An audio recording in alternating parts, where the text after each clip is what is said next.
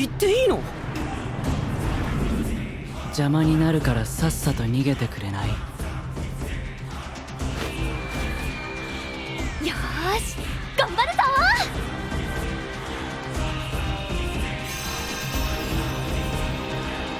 もっともっと頑張ります。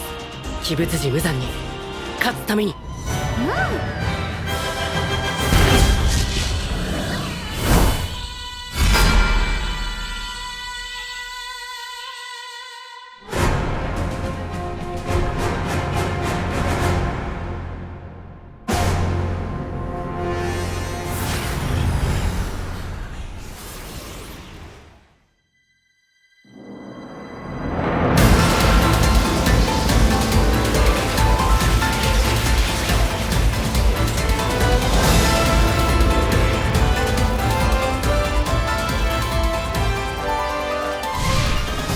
ありえねえだろうが、ふざけんなよな。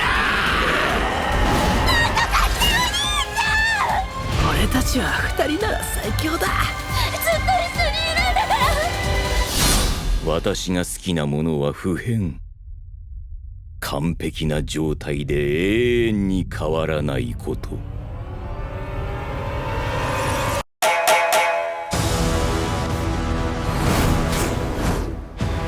私の望みは鬼殺隊の殲滅。一人残らず叩き殺して二度と私の視界に入らせないこと。